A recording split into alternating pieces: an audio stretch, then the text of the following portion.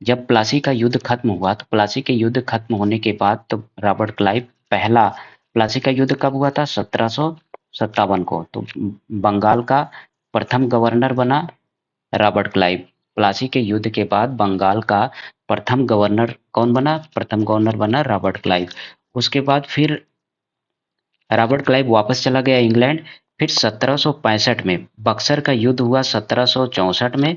इसी युद्ध के बाद संधि करने के लिए, संधि के उद्देश्य से 1765 में फिर रॉबर्ट क्लाइव को भारत भेजा गया और इसने दो संधियां की। इलाहाबाद की प्रथम संधि, ये 12 अगस्त, एक इलाहाबाद की प्रथम संधि 12 अगस्त को हुई और दूसरी इलाहाबाद की संधि 16 अगस्त को हुई। तो इलाहाबाद की संधि के उद्देश्य से ये भारत आया और भारत में इसने क्या किया? रॉबर्ट क्लाइव ने द्वैध शासन लागू किया। और द्वैध शासन लागू किया। द्वैध शासन में क्या हुआ कि द्वैध शासन बंगाल में जब लागू हुआ तो इलाहाबाद की जो प्रथम संधि थी उसके द्वारा बंगाल का जो दीवानी थी वो कंपनी को मिल गई थी और दीवानी में सिर्फ राजस्व वसूला जाता था। तो राजस्व ये इतना जबरदस्त तरीके से, मतलब जोर जबरदस्ती से वसूले कि पूरे बंगाल में आर्थिक स्थिति पतन की तरफ पहुंच, बंगाल की जो आर्थिक स्थिति थी वो एकदम खराब हो गई, जिससे चारों तरफ अराजकता फैल गई और लुटेरा जैसा राज्य वहां स्थापित हो गया। इसीलिए रॉबर्ट क्लाइव के शासनकाल में बंगाल में लुटेरा साम्राज्य स्थापित हुआ। उसी को बंगाल में लुटेरा राज्य का संस्थापक कहते हैं। श्वेत विद्रोह हुआ। ये श्वेत विद्रोह 1766 में हुआ। 1766 में 1765 में जब रॉबर्ट क्लाइव वापस आया इंडिया इलाहाबाद की संधि करने के लिए, उसके बाद इसने क्या किया? कंपनी में कुछ सुधार किया और उस सुधार में क्या हुआ कि जो बंगाल के सैनिक थे उन्हें जो दोहरा उन्हें जो वेतन भत्ता मिलता था वो सिर्फ बंगाल में लागू किया। और जो मुंगेर या इलाहाबाद के क्षेत्र में, जो अवध के क्षेत्र में जो सैनिक रहते थे उन्हें ये सब बंद कर दिया, जो दोहरा उसे वेतन भत्ता मिलता था सैनिकों को। और क्या काम किया कि जो उनका जो व्यक्तिगत जो व्यापार था सैनिकों का, जो यहाँ के ब्रिगेडियर थे या कर्नल थे, तो उनका व्यक्तिगत व्यापार को भी इसने बंद कर दिया। अब जब दो चीजें बंद हो गई और ये सिर्फ बंगाल के लिए लागू किया तो जो अंग्रेज अधिकारी थे उनमें भी विद्रोह की भावना पैदा हो गई। उन्होंने कहा कि आप बंगाल में ये लागू कर सकते हैं और मुंगेर और इलाहाबाद में क्यों नहीं। इस लिहाज से उन्होंने विद्रोह किया। इसी को श्वेत विद्रोह कहा गया। ये 1766 में हुआ। और जो जब जब अंग्रेजों ने बंगाल में द्वैध शासन लागू किया तो अंग्रेजों ने दीवानी तो अपने पास रखी थी, लेकिन फौजदारी वो नवाब के पास रखी थी। तो नवाब जो था, फौजदारी का मतलब होता है कि जो सैन्य शासन था, प्रशासन था, उन्हें देख रेख, वो भारतीय एजेंडों के द्वारा वो अ, अपने प्रशासन को देखने लगे और वो दो उप दीवान नियुक्त किए। कौन कौन? ये रॉबर्ट क्लाइव ने नियुक्त किया था। बंगाल में रजा खां को लागू किया था और बिहार में सीताब राय को लागू किया था। ये डायरेक्ट एग्जाम में आपको देखने के लिए मिल जाएगा कि बंगाल में कौन सा उप दीवान लागू किया गया था? रजा खां को, और बिहार में सीताब राय को। उसके बाद 1772 में वारेन हेस्टिंग गवर्नर बन करके आया। वारेन हेस्टिंग, ये नाम याद रखेंगे कि ये कंपनी की तरफ से गवर्नर जनरल बन करके आया 1772 में। 1772 से 1774 तक ये बंगाल का, याद रखिएगा, बंगाल का गवर्नर रहा 72 से 74 के बीच में। और 1773 में रेगुलेटिंग एक्ट पास हो गया, जिसके द्वारा ये कहा गया कि जो बंगाल का गवर्नर है अब वो पूरे अंग्रेजी क्षेत्र, जो जितना ब्रिटिश क्षेत्र था भारत में, उसमें गवर्नर जनरल कहलाएगा वो। और मद्रास और मुंबई का क्षेत्र जो गवर्नर थे इसके अधीन आ गया। तो अब रेगुलेटिंग एक्ट 1773 के द्वारा भारत का जो प्रथम गवर्नर जनरल बना वो कौन बना? Warren Hasting. और ये 1774 से 1785 तक गवर्नर जनरल रहा और 1772 में ये आ गया था। तो 1772 से 1774 तक ये क्या रहा? सिर्फ गवर्नर रहा। कहाँ का? बंगाल का। लेकिन 1774 से 1785 तक ये क्या रहा? गवर्नर जनरल रहा और इसी को प्रथम गवर्नर जनरल कहा गया। अब ये कह सकते हैं कि बंगाल का अंतिम गवर्नर और प्रथम गवर्नर जनरल कौन था? वारेन हेस्टिंग था। ये दोनों नाम याद रखेंगे। अब वारेन हेस्टिंग का कुछ काम देख लीजिए, क्योंकि इसका काम बहुत महत्वपूर्ण है। इसने राजकोषागार जो था वो मुर्शिदाबाद, ये मुर्शिदाबाद कहाँ है? बंगाल में ही है। बंगाल से हटा करके इसने कहाँ किया? कोलकाता में कर दिया। 1772 प्रत्येक जिले में एक फौजदारी तथा दीवानी अदालतों की स्थापना की। 1772 में आते ही, अब देखिए कि इसमें एक इंटरेस्टिंग बात यह है कि बंगाल में जब रॉबर्ट क्लाइव द्वैध शासन लागू किया था, तो अराजकता फैल गई थी। अब उसी को कंपनसेट करने के लिए 1772 में वारेन हेस्टिंग को भेजा गया था। कहा गया था कि कंपनी की तरफ से कि जाइए, ये जो अराजक भरी स्थिति है इसको संभालिए। तो 1772 में जैसे ही ये आया, उसने सबसे पहले द्वैध शासन को ही समाप्त किया। द्वैध शासन को ही उसने क्या किया? समाप्त करने की घोषणा कर दी। और प्रत्येक जिले में फौजदारी, वही जो स्थिति, जो कानून व्यवस्था खराब हुई थी, उसको लागू किया, तथा दीवानी में उसने अदालत को लागू किया। अब 1781 में कलकत्ता में प्रथम मदरसा की स्थापना हुई इसी के समय में। अब दूसरा काम इसके समय में क्या हुआ? जोनाथन डंकन डंकन ने बनारस में संस्कृत विद्यालय की स्थापना की। ये वारेन हेस्टिंग का ही काल चल रहा है। इसी के समय विलियम जोन्स, ये देखिए सबसे इंपॉर्टेंट है और लगभग हर एग्जाम में ये पूछा गया है। इसी के समय विलियम जोन्स 1784 में एशियाटिक सोसाइटी ऑफ बंगाल की स्थापना किया। तो एशियाटिक सोसाइटी ऑफ बंगाल की स्थापना कब हुई? 1784 में। किसने किया? विलियम जोन्स ने किया। किसके शासनकाल में किया? वारेन हेस्टिंग के शासनकाल में किया। मुगल सम्राट, अब वारेन हेस्टिंग ने क्या किया? मुगल सम्राट की जो 26 लाख की पेंशन शाह आलम सेकंड को दी जा रही थी, शाह आलम सेकंड को जो दी रह जाती उसको बंद कर दिया। और ये जो 26 लाख पेंशन दी जा रही थी, ये कब समझौता हुआ था? इलाहाबाद की प्रथम संधि में। अब 1780 में भारत का पहला समाचार पत्र द बंगाल गजट का प्रकाशन हुआ, और इसे किसने किया? जेम्स ऑगस्टस हिक्की ने किया। ये डायरेक्ट नाम याद रखेंगे, हिक्की। एग्जाम में यही आपको मिलेगा, यही नाम मिलेगा हिक्की का। तो 1780 में भारत का पहला समाचार पत्र कौन सा प्रकाशन किया गया? द बंगाल गजट को किसने किया? जेम्स ऑगस्टस हिक्की ने किया। ठीक है। अब देखिए 1773 में रेगुलेटिंग एक्ट पारित हुआ। वारेन हेस्टिंग के ही, अभी भी वारेन हेस्टिंग क्या है? बंगाल का गवर्नर है। तो इसके तहत 1784 में कलकत्ता में एक सर्वोच्च न्यायालय की स्थापना की गई। इसी रेगुलेटिंग एक्ट के तहत वो बंगाल का गवर्नर जनरल कहलाया था वारेन हेस्टिंग। 1773 ही रेगुलेटिंग एक्ट। अब देखिए कि 1773 रेगुलेटिंग एक्ट और पिट्स इंडिया 1784, और उसके बाद जितने पिट्स एक्ट आए हैं, ये सब एक जगह हम अलग से पढ़ेंगे। अभी सिर्फ हम पढ़ रहे हैं कि गवर्नर जनरल के कालखंड में क्या क्या काम हुआ, क्या क्या लागू हुआ, कौन कौन सा नियम लागू हुआ, ये सब हम देख रहे हैं। इसलिए पॉइंट वाइज सिर्फ इसी को देखते चलेंगे। प्रथम आंग्ल मराठा युद्ध वारेन हेस्टिंग के समय में 1775 से 1782 में लागू हुआ। याद रखिएगा, वारेन हेस्टिंग का जो कार्यकाल है, वारेन हेस्टिंग कब से है? 1772 से आया है, 1785 तक चल रहा है। अब प्रथम आंग्ल मराठा युद्ध 1775 से 1782 में। और ये युद्ध कब खत्म हुआ? सालबाई की संधि 1782 में। अब देखिए सालबाई की संधि, ये डायरेक्ट पूछ लिया जाता है एग्जाम में कि सालबाई की संधि कब लागू हुई? तो सालबाई की संधि कब हुई? 1782 में हुई। द्वितीय आंग्ल मैसूर युद्ध 1780 से 1784 के बीच, ये मैंगलोर की संधि पर खत्म हुआ। द्वितीय आंग्ल मैसूर युद्ध, ये बहुत इंपॉर्टेंट युद्ध है। इसका 4 युद्ध हुए हैं। हम युद्ध को भी अलग से एक जगह पढ़ेंगे। तो 1784। और मैंगलोर की संधि किनके किनके बीच में हुई थी? अंग्रेजों और हैदर अली के बीच, मतलब टीपू सुल्तान के बीच हुई थी। लेकिन हैदर अली, इसी में 1782 में हैदर अली की मृत्यु हो गई थी। तो द्वितीय आंग्ल मैसूर युद्ध, मैंगलोर की संधि 1784 पर खत्म हुआ, और 1782 में हैदर अली की मृत्यु हुई। और मैंगलोर की संधि अंग्रेजों और टीपू सुल्तान के बीच हुई। पिट्स इंडिया एक्ट 1784 लागू हुआ वारेन हेस्टिंग के ही समय। और इसमें क्या हुआ? पिट्स इंडिया एक्ट में नई संस्था बोर्ड ऑफ कंट्रोल का गठन हुआ। इसमें हम थोड़ा सा देखेंगे 17 पिट्स इंडिया एक्ट 1784 में, क्योंकि हम इसे फिर अलग से पढ़ेंगे पूरा डिटेल में इसका हम।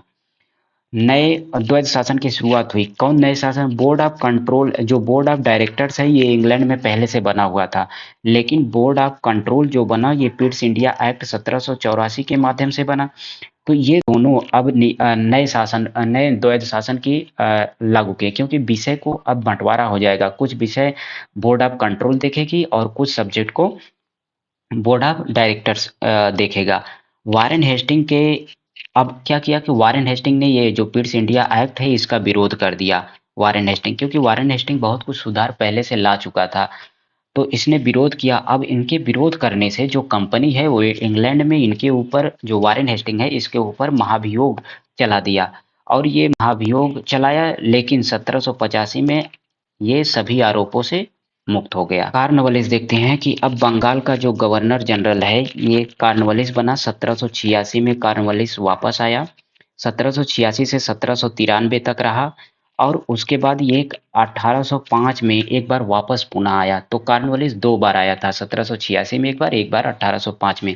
अब 1786 से 1793 के बीच इसने क्या क्या काम किया? कार्नवालिस ने जिले के समस्त जो अधिकार है इसे कलेक्टर के हाथों में दे दिया। और इसने क्या काम किया? कार्नवालिस ने 4 भ्रमण करने वाली अदालतें नियुक्त की। 3 बंगाल में नियुक्त की, क्योंकि अराजकता सबसे ज्यादा कहाँ थी? बंगाल में थी। वारेन हेस्टिंग कुछ हद तक सुधार किया था। और एक जो भ्रमण करने वाली अदालतें थी ये बनाई गई बिहार में। कंपनी के कर्मचारियों के व्यक्तिगत व्यापार पर प्रतिबंध लगा दिया इसने। जितने कर्म, अब ये वारेन हेस्टिंग भी किया था, ये लॉर्ड क्लाइव भी किया था, लेकिन अब कर्मचारी तो कर्मचारी, घूस लेना उन वो अधिकार अपना समझते थे, तो अगर व्यक्तिगत व्यापार को बंद कर देते थे तो वो भ्रष्टाचार करने लगते थे। तो कई तरह की परेशानियां थी, और समय समय पर उनमें सुधार किया गया। कंपनी के कर्मचारियों के व्यक्तिगत जो व्यापार है उस पर प्रतिबंध लगाया। जिले में पुलिस थाना, ये इंपॉर्टेंट है, एग्जाम में पूछ लिया जाता है कि जिले में पुलिस थाना की व्यवस्था की स्थापना किसने की? तो ये कार्नवालिस ने की। 1793 में अस्थाई बंदोबस्त की पद्धति लागू की। ये बहुत ज्यादा इंपॉर्टेंट है। अस्थाई बंदोबस्त लागू किसने किया? कार्नवालिस। कब किया? 1793। ये 2-3 क्वेश्चन तो ऐसे बन जाते हैं। अस्थाई बंदोबस्त को जमींदारी व्यवस्था कहते हैं, इस्तमरारी व्यवस्था कहते हैं, और बीसवेदारी भी कहते हैं अस्थाई बंदोबस्त को। और क्योंकि इसमें जो राजस्व का पूरा मालिकाना हक होता है वो जमींदारों के पास होता है, और अस्थाई बंदोबस्त में जो 90% है, 10/11 भाग ये कंपनी को देना पड़ता है, और 10वां भाग जो 10% है उसे अपने पास रखना पड़ता है, या जमींदार अपने पास रखता था। यह योजना जो इस्तमरारी या अस्थाई बंदोबस्त की योजना का जो योजना बनाया था वो कौन था? ये जॉन शोर था। बाद में जॉन शोर भी गवर्नर बनता है। बंगाल, अब अस्थाई बंदोबस्त कहाँ लागू हुआ? बंगाल में सबसे पहले लागू हुआ, फिर बिहार में, फिर उड़ीसा में। ये तीनों क्षेत्र ये कहीं थे उस समय। बनारस वाले क्षेत्र में लागू हुआ, मद्रास में लागू हुआ। ये लगभग 19% भूभाग पर लागू हुआ जहां पर अंग्रेजों का शासन था। जमींदार भू राजस्व की दर तय करने के लिए स्वतंत्र थे। अच्छा, इस व्यवस्था में, अस्थाई बंदोबस्त में। कार्नवालिस को भारत में नागरिक सेवा का जनक माना जाता है। ठीक है, नागरिक सेवा का जनक इसलिए कहा जाता है क्योंकि इसने कई जगह पर पुलिस चौकियों की स्थापना की। जो दरोगा प्रणाली है, कार्नवालिस का एक और इम्पोर्टेंट काम था कि जो दरोगा प्रणाली है वो भी कार्नवालिस ने ही लागू किया था। कार्नवालिस को सिविल सर्विसेज का संस्थापक माना जाता है। सिविल सर्विसेज का जनक किसे माना जाता है भारत में? कार्नवालिस को माना जाता है। ये इंपॉर्टेंट याद रखेंगे। उसके बाद देखिए जॉन शोर, जो अस्थाई बंदोबस्त लागू किया था, या बना लागू तो कार्नवालिस ने किया था, लेकिन जॉन शोर ने अस्थाई बंदोबस्त को बनाया था। तो ये भी अब बंगाल का गवर्नर जनरल बन गया है। 1793 से 1798 के बीच बना। लेकिन अब ये क्या काम किया कि कार्नवालिस ने जॉन शोर ने अहस्तक्षेप की नीति लागू कर दी। हस्तक्षेप की नीति का मतलब हुआ कि हम किसी क्षेत्र में, ना जमींदारी के क्षेत्र में, ना किसी क्षेत्र में हस्तक्षेप नहीं करेंगे, किसी के फट्टे में टांग नहीं अड़ाएंगे। लॉर्ड वेलेजली अब आ गया 1798। लॉर्ड वेलेजली 1798 में बंगाल का गवर्नर जनरल बना, और इसने सहायक संधि लागू की। सहायक संधि कौन सी सहायक संधि? सहायक संधि वही सहायक संधि है जिसके द्वारा क्या होता था सहायक संधि में? सहायक संधि में होता था कि हम अपने सैनिक को बेसिकली इसमें सैनिक को किराए पर दिया जाता था। किराए का मतलब होता है कि जैसे बंगाल के सैनिक हैं, अंग्रेजों के सैनिक हैं, अवध क्षेत्र को अगर उसे सुरक्षा की जरूरत है तो सैनिक उधार लिया जाता है। जैसे आज के डेट में अमेरिका सैनिक व्यवस्था दी है किसको? जापान को। तो वहां पर क्या होगा? जापान के क्षेत्र में अमेरिकी सैनिक सुरक्षा देखती है, लेकिन उसका जो खर्चा है और जो वेतन भत्ता है वो सब जापान वहन करता है। इसी प्रकार से सहायक संधि हुई। तो सहायक संधि में लॉर्ड वेलेस्ली अपने सैनिक हर प्रांत को देता था और वहां से वो उनके वेतन भत्ता उनसे लिया करता था। तो लेकिन भारत में जो फर्स्ट प्रयोग डुप्ले ने किया था, डुप्ले कौन था? ये फ्रांसीसी गवर्नर था। तो ऐसी व्यवस्था सबसे पहले डुप्ले लेकर के आया था। ये डुप्ले के दिमाग की उपज थी सहायक संधि लागू करना। तो सबसे पहले सहायक संधि किसको जरूरत पड़ी? हैदराबाद को। ये जिस क्रम में दिया है उसी क्रम में याद रखेंगे। एग्जाम में डायरेक्ट पूछ लेता है कि किस सन में सहायक संधि लागू हुई। तो सबसे पहले सहायक संधि हैदराबाद में लागू हुई 1798 में। फिर मैसूर में लागू हुई 1799 में। मैसूर वही है कि टीपू सुल्तान की मृत्यु हो जाती है 1799। मैसूर का युद्ध होता है तो खत्म हो जाता है और मैसूर में फिर सहायक संधि लागू कर देता है वेलेस्ली। तंजौर 1799 में। फिर अवध 1801 में। पेशवा 1801 में। बरार एवं भोसले 1803 में। सिंधिया, ये ग्वालियर के सिंधिया हैं, 1804 में सहायक संधि लागू हुई। फोर्ट विलियम कॉलेज की स्थापना कब हुआ था? ये 1800 में फोर्ट विलियम कॉलेज वेलेस्ली के समय में लागू हुआ। स्वयं को बंगाल का शेर कहा करता था वेलेस्ली। कौन कहता था बंगाल का शेर? वेलेस्ली अपने आप को स्वयं को बंगाल का शेर कहा करता था। अब देखिए 1805 में फिर कार्नवालिस आया। तो 1786 में, 1786 से 1793 कार्नवालिस आया था और एक 1805 में दोबारा कार्नवालिस आया, लेकिन संजोगवश वो उसकी मृत्यु हो गई। जल्दी ही उसकी मृत्यु हो गई। उसकी मृत्यु कहाँ हुई? गाजीपुर में, उत्तर प्रदेश के गाजीपुर में कार्नवालिस की मृत्यु हो गई। उसके बाद फिर बना 1805 से 1807 तक sir George Warlow. Sir sir George Warlow के समय में सिर्फ एक इम्पॉर्टेंट घटना हुई 1806 में। वेल्लोर में सिपाही विद्रोह हुआ। वेल्लोर ये है तमिलनाडु में। वेल्लोर कहाँ है? वेल्लोर है तमिलनाडु में। तो तमिलनाडु में सिपाही विद्रोह हुआ। क्या सिपाही विद्रोह क्यों हुआ था? क्योंकि वहां के सिपाहियों को, जो हिंदू सिपाही थे, उनके माथे पर तिलक लगाना बंद कर दिए, कान में जो बाली है वो सब बंद कर दिए, और जो मुस्लिम थे उन्हें दाढ़ी बढ़ाना बंद कर दिया गया। तो इससे क्या हुआ कि विद्रोह हो गया। तो सिपाहियों में पहला विद्रोह 1806 में वेल्लोर तमिलनाडु में हुआ था। लॉर्ड मिंटो 1807 से 1813। 25 अप्रैल 1809 अमृतसर की संधि हुई। तो मिंटो प्रथम है। तो लॉर्ड मिंटो के समय में तो सबसे पहली जो इम्पोर्टेंट घटना हुई वो ही 1809 में अमृतसर की संधि। ये भी एग्जाम में डायरेक्ट पूछा गया है। 1809 में अमृतसर की संधि। तो अमृतसर की संधि कब हुई? 1809 में। किनके बीच हुई? रणजीत सिंह और अंग्रेजों के मध्य हुई। Charter act 1813। ये सभी एक्ट हम पढ़ेंगे, चाहे वो रेगुलेटिंग एक्ट 1773 हो, पिट्स इंडिया एक्ट 1784, 1792 या 1813, ये सारे हम एक जगह इकट्ठे ही पढ़ेंगे।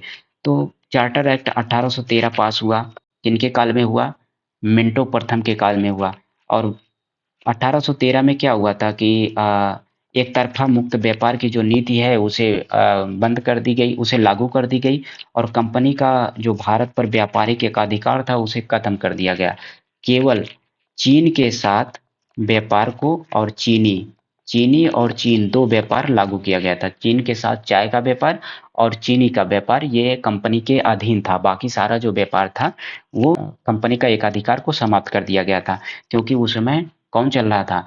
बोर्ड ऑफ कंट्रोल और बोर्ड ऑफ डायरेक्टर्स, ये दोनों अपने हाथ में ले लिए।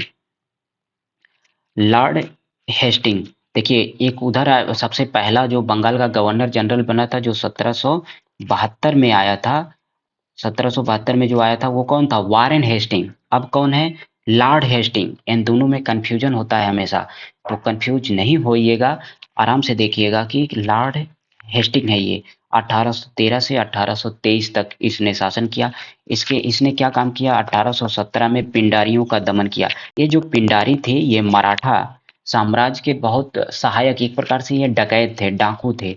तो जो लूट-पाट का काम करते थे तो मराठों के संरक्षण में पिंडारी किया करते थे, और युद्ध में जो लूट-पाट लाते थे वो मराठों को उसको उसमें हिस्सेदारी देते थे, और मराठों को जहाँ मराठा अपना युद्ध करने जाता था उसमें पिंडारी इनको इनका समर्थन करते थे।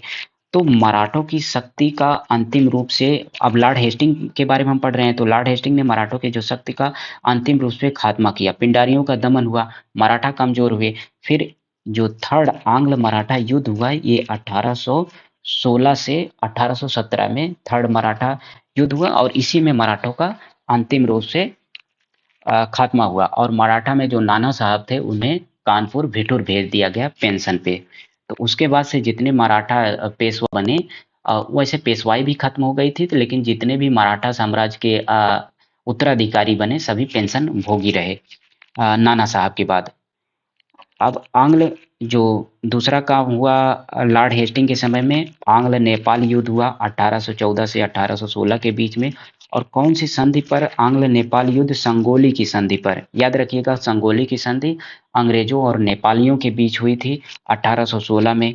और प्रेस पर जो प्रतिबंध लगा उसे समाप्त किया हेस्टिंग ने।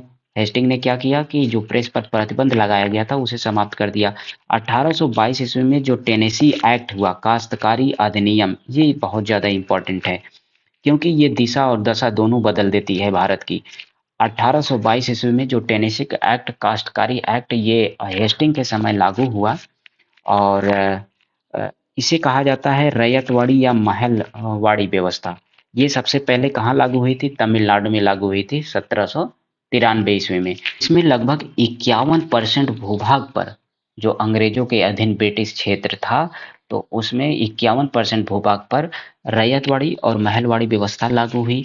और रैयतों की जो भूमि थी उस पे जो मालिकाना हक था उसे उसमें किसानों का ही मालिकाना हक था। तो ये कभी कभी क्वेश्चन पूछ लिया जाता है कि किस व्यवस्था में किसानों का, मतलब जो रैयत थे उनका मालिक भूमि पर मालिकाना हक था, तो रैयतवाड़ी व्यवस्था में। हिंदू कॉलेज की स्थापना भी इसी लॉर्ड हेस्टिंग के समय, हिंदू कॉलेज कलकत्ता में इसकी स्थापना राजा राम मोहन राय के सहयोग से किया गया। इसके बाद बंगाल का गवर्नर आया लॉर्ड हम्बार्ड 1823 से 1828 के बीच में। तो फर्स्ट आंग्ल वर्मा युद्ध इसी के समय हुआ, किसके? लॉर्ड हम्बार्ड के समय में हुआ था 1824 से 1826 के बीच में आंग्ल वर्मा युद्ध। तो पहला आंग्ल वर्मा युद्ध 1826 में खत्म हुआ यानडब्बू की संधि पर। यानडब्बू की संधि ये याद रखेंगे। 1824 में बैरक का सैन्य विद्रोह, इसमें भी देखो 1806 में वेल्लोर में हुआ, तमिलनाडु में, ठीक है, वेल्लोर में विद्रोह हुआ, और 1824 में बैरकपुर में भी सैन्य विद्रोह हुआ, और दोनों में वही धार्मिक चीजें थी। हिंदू के लिए जो धार्मिक वस्त्र था या जो तिलक थी, माथे पर तिलक लगाना या कान में जो बाले पहनना था, ये सारा बंद कर दिए, इन्होंने प्रतिबंधित कर दी। और जो मुस्लिम सैनिक थे उन्हें कहा कि गया कि आप दाढ़ी नहीं बढ़ाएंगे। तो इससे क्या हुआ कि ये धार्मिक विद्रोह हुआ सैनिकों के बीच में। अब आया आता है लॉर्ड विलियम बेंटिंक 1828 से 1835 में। तो लॉर्ड विलियम बेंटिंक ये कौन? अंतिम गवर्नर जनरल बना भारत का, ये बंगाल का अंतिम गवर्नर जनरल। याद रखिएगा कि अंतिम गवर्नर जनरल। और 1833 में एक चार्टर एक्ट पारित हुआ। 1800 चार्टर एक्ट के द्वारा क्या किया गया कि इसे बंगाल के गवर्नर जनरल से भारत का गवर्नर जनरल बना दिया गया। तो लॉर्ड विलियम बेंटिंक बंगाल का अंतिम गवर्नर जनरल हुआ और भारत का प्रथम गवर्नर जनरल हुआ। तो विलियम बेंटिंक के ही शासनकाल में चार्टर एक्ट 1833 पारित हुआ, और इसी के तहत 1833 के ही तहत विलियम बेंटिंक को क्या बनाया गया? बंगाल के गवर्नर जनरल से पूरे भारत का गवर्नर जनरल बनाया गया। तो पहला भारत का, अगर प्रश्न आता है कि पहला भारत का गवर्नर जनरल कौन बना, तो भारत का पहला गवर्नर जनरल विलियम बेंटिंक बना। ठीक है, ऐसे हम इसका उत्तर देंगे। अब इसके शासनकाल में 1829 में क्या हुआ? 1829 में ये गवर्नर जनरल ही रहा। कहाँ का? बंगाल का। तो गवर्नर जनरल में तो क्या हुआ कि सती प्रथा इसने समाप्त किया। सती प्रथा को समाप्त करने में राजा राम मोहन राय का सहयोग रहा, बहुत ज़्यादा इनका सहयोग रहा राजा राम मोहन राय का।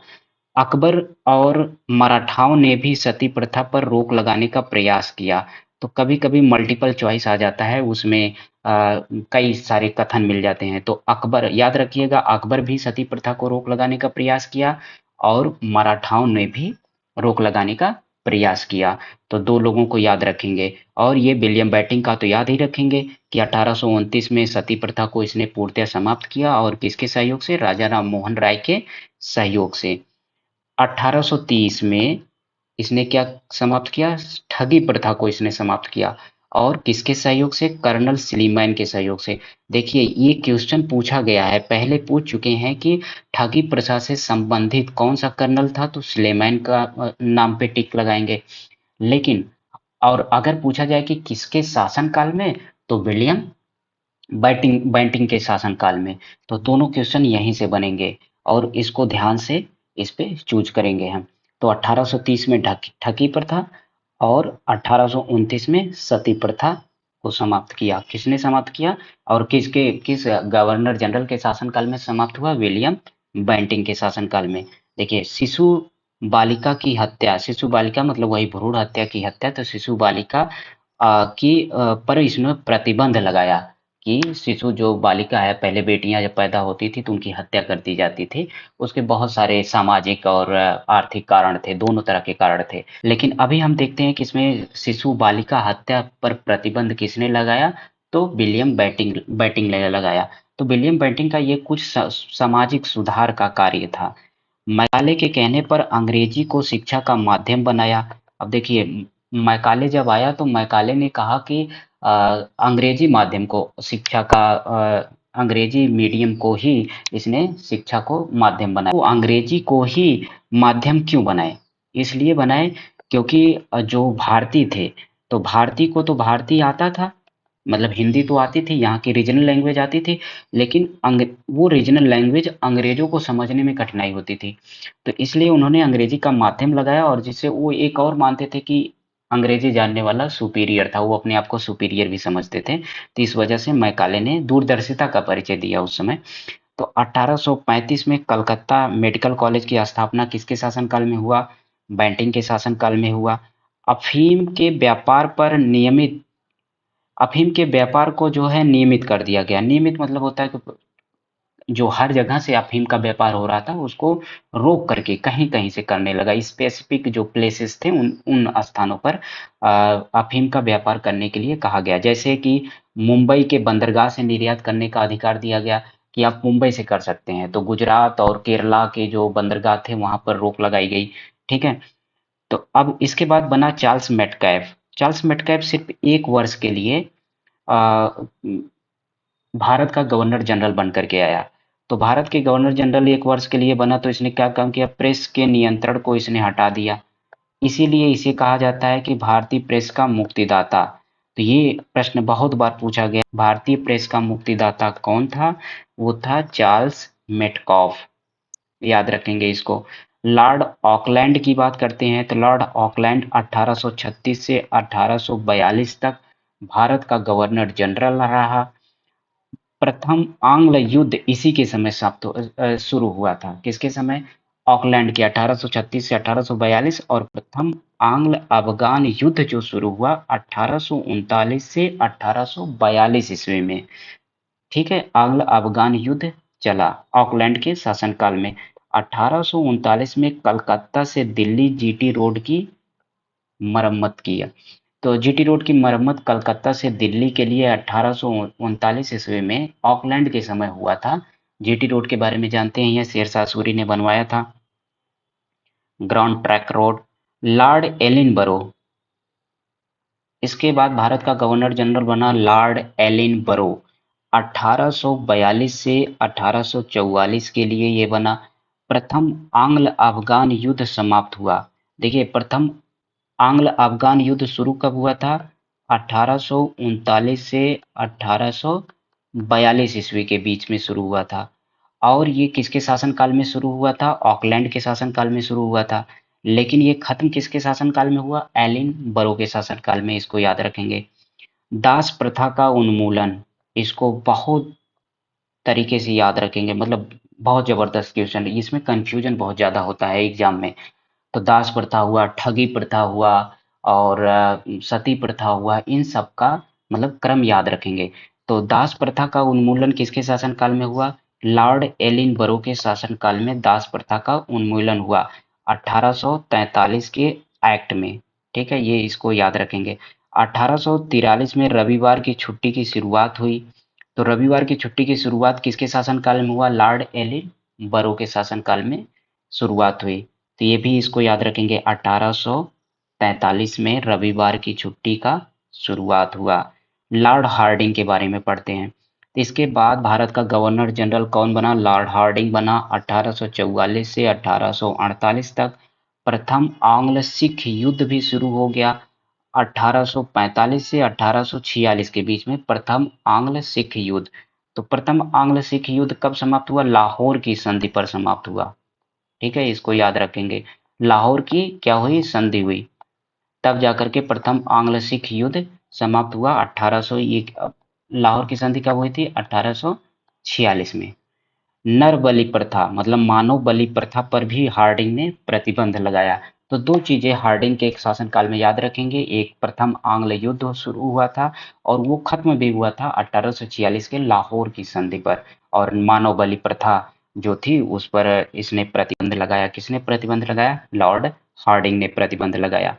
अब देखते हैं लॉर्ड डलहौजी, जो कि जितने भी भारत के गवर्नर जनरल थे उसमें सबसे खतरनाक और सबसे ज्यादा शासन भी इसने किया, और बहुत तरीके से इसने शासन किया। तो लॉर्ड डलहौजी 1848 से 1856, इसका ये ईयर याद रखेंगे, याद करने के क्रम में 48 से 56 याद रखेंगे।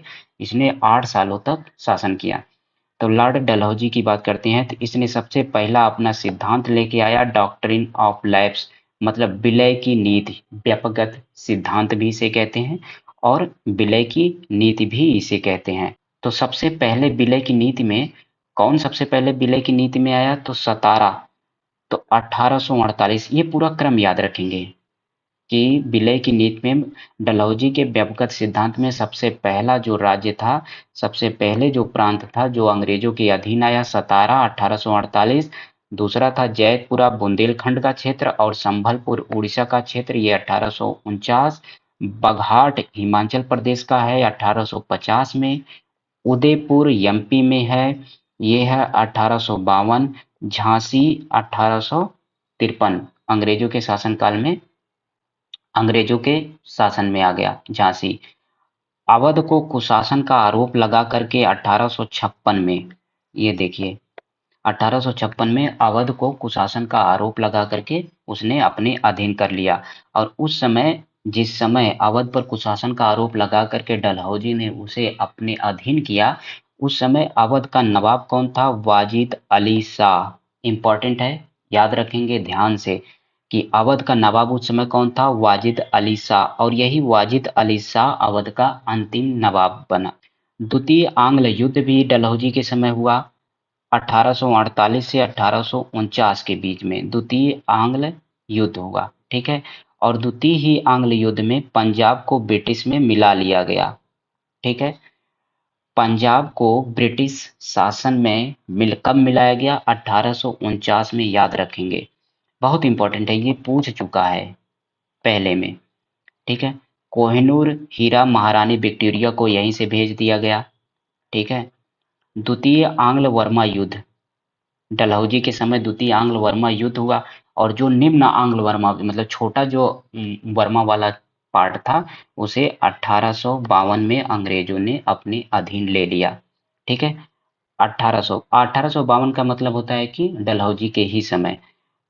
1850 में सिक्किम पर अधिकार किया, और सिक्किम पर जो अधिकार किया वो बड़ा बड़ा दिलचस्प है। कैसे?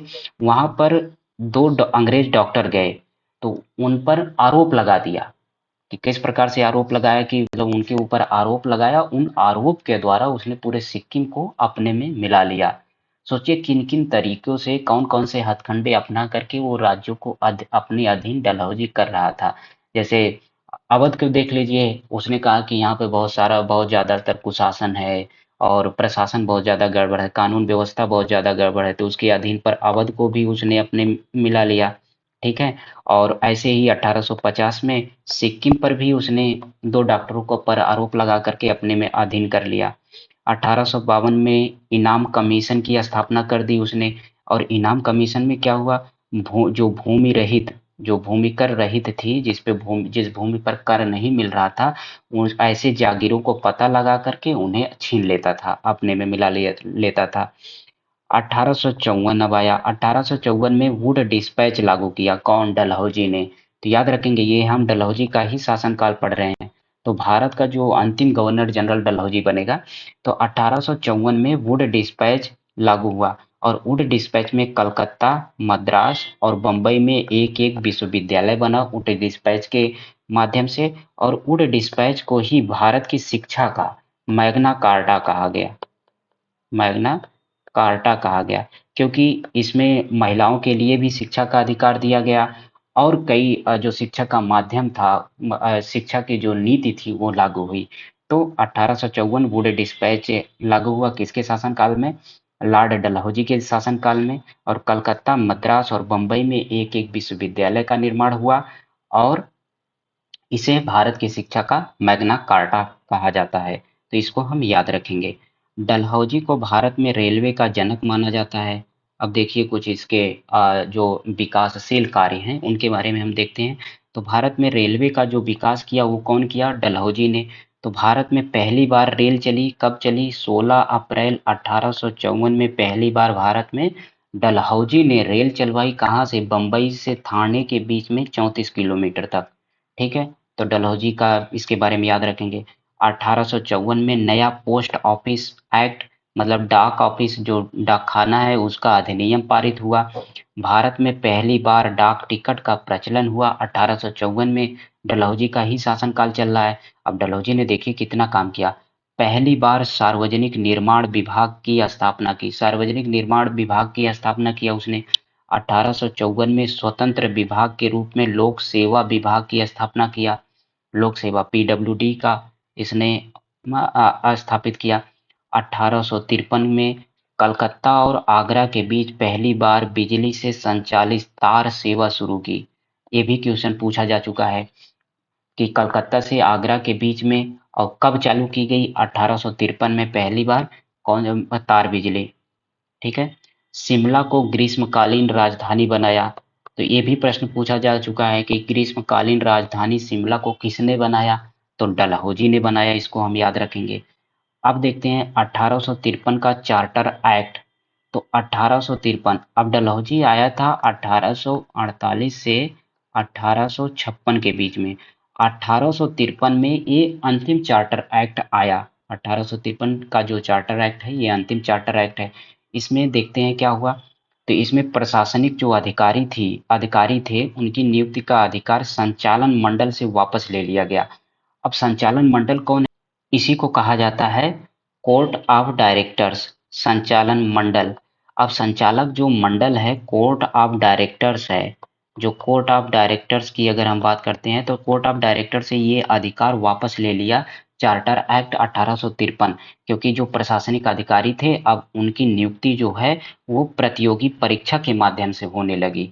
तो प्रतियोगी परीक्षा के माध्यम से होने लगी तो जो उसकी नियुक्ति कोर्ट ऑफ डायरेक्टर करता था वो अधिकार वापस ले लिया गया। किसके माध्यम से वापस ले लिया गया? 1853 चार्टर एक्ट के माध्यम से। और जो प्रतियोगी परीक्षा थी उसकी जो एज लिमिट 18 से 23 वर्ष कर दिया गया। और ये पहले भारतीय जिन्होंने 1863 में लंदन में सिविल सेवा परीक्षा पास की वो कौन थे? सत्येंद्र नाथ टैगोर। इनका नाम हम याद रखेंगे। सत्येंद्र नाथ टैगोर का नाम याद रखेंगे। किस लिए याद रखेंगे? क्योंकि ये ऐसे पहले भारतीय थे जिन्होंने 1853 में लंदन में हुई जो सिविल सेवा परीक्षा है उसमें इन्होंने सफलता प्राप्त की। 1822 से इलाहाबाद में, इलाहाबाद और लंदन दोनों जगह सिविल सेवा की परीक्षा होने लगी। तो ठीक है, ये आयोजन जो है 18 इलाहाबाद में सिविल सेवा की परीक्षा कब से स्टार्ट हुई? 1922 से। कब से? 1922 से, ये याद रखेंगे। हिंदू विधवा पुनर्विवाह अधिनियम 1856। हिंदू विधवा पुनर्विवाह अधिनियम 1856 किसके शासनकाल में? अभी भी डलहौजी है, हम डलहौजी के बारे में ही पढ़ रहे हैं। तो डलहौजी के समय ही हिंदू विधवा पुनर्विवाह अधिनियम 1856 लागू हुआ और ये ईश्वर चंद्र विद्यासागर के प्रयासों से पारित हुआ। देखिए यहाँ पर हम ये क्रम याद रखेंगे कि हिंदू विधवा पुनर्विवाह अधिनियम 1856, जो विधवा पुनर्विवाह की जब बात आती है तो ईश्वर चंद्र विद्यासागर का नाम हम याद रखेंगे कि विधवा पुनर्विवाह अधिनियम 1856 लागू कराने में किनका प्रयास था? ईश्वर चंद्र विद्यासागर का। लेकिन जब सती प्रथा की बात आती है तो 1829 में राजा राम मोहन राय का नाम याद रखेंगे। ठीक है। धार्मिक निर्योग्यता अधिनियम 1856, तो धार्मिक निर्योग्यता अधिनियम भी डलहौजी के समय आया। तो डलहौजी ने निर्योग्यता अधिनियम 1856 पारित किया। और ये क्यों पारित किया? धार्मिक निर्योग्यता की क्या जरूरत पड़ गई? क्योंकि उस समय जो भारतीय थे उन्हें ईसाइयों में कन्वर्ट किया जा रहा था। तो और जो ईसाई मिशनरियां थी वो भारत में काम कर रही थी। तो जो भी ईसाई धर्म कबूल करता था तो उसके घर वाले या उनके जो पिता हैं, माँ बाप हैं, उन्हें उन्हें जमीन से बेदखल कर देते थे उनके अभिभावक। तो उन्हें इस चीज से बचाने के लिए धार्मिक निर्योग्यता अधिनियम 1856 लाया गया, जिसके द्वारा जो भी हिंदू ईसाई धर्म में परिवर्तित होता था उनके पिता की जो संपत्ति थे उसे वंचित नहीं किया जा सकता था। ये ऐसा नियम लेकर के आए। संथाल विद्रोह भी आया 1855 से 56 के बीच में हुआ। संथाल विद्रोह लॉर्ड डलहौजी के समय 1855 से 56 के बीच में हुआ संथाल विद्रोह। सिद्धू और कान्हू संथाल विद्रोह के नेता थे। लॉर्ड कैनिंग, अब भारत का गवर्नर जनरल लॉर्ड कैनिंग बना 1856 से 1857 के बीच में। तो 1856 से 1857 तक लॉर्ड कैनिंग सिर्फ भारत का गवर्नर जनरल रहा। उस समय कलकत्ता, मद्रास, बम्बई में 3 विश्वविद्यालय खोला लंदन विश्वविद्यालय के तर्ज पर। तो लंदन विश्वविद्यालय के तर्ज पर कलकत्ता, बम्बई और मद्रास 3 जगह जो है विश्वविद्यालय की स्थापना हुई। किसके शासनकाल में? लॉर्ड कैनिंग के। अब 1857 का विद्रोह भी हो गया। 10 मई 1857 को विद्रोह प्रारंभ हो गया। 1857 का विद्रोह ये प्रथम सशक्त विद्रोह था अंग्रेजों के खिलाफ। ये कैसा विद्रोह था? पहला सशक्त विद्रोह था। अब जब 1857 का विद्रोह हुआ तो 1857 का विद्रोह हम अलग से पढ़ेंगे, लेकिन ये देखते हैं कि भारत प्रशासन मतलब 1857 का विद्रोह इन्होंने सफलतापूर्वक उसको दमन कर दिया। उसके बाद भारत प्रशासन अधिनियम 1858 पारित करके जो कंपनी का शासन चल रहा था भारत में उसका अंत कर दिए और इन्होंने जो भारत का शासन था उसे ताज के हवाले कर दिया।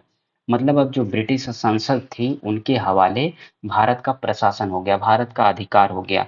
और 1858 भारत प्रशासन अधिनियम के द्वारा ही लॉर्ड कैनिंग को भारत का प्रथम वायसराय नियुक्त किया गया। वायसराय कौन था? राजा है जो रानी थी उस समय, उनका ये प्रतिनिधित्व करते थे। कौन? वायसराय। तो पहला वायसराय भारत का कौन नियुक्त हुआ? Lord Canning. तो हम अगले लेक्चर में देखते हैं कि वायसराय भारत में कितने वायसराय आए और उनके शासनकाल में कौन कौन से काम हुए और कौन कौन सी नीतियां आई। Thank you.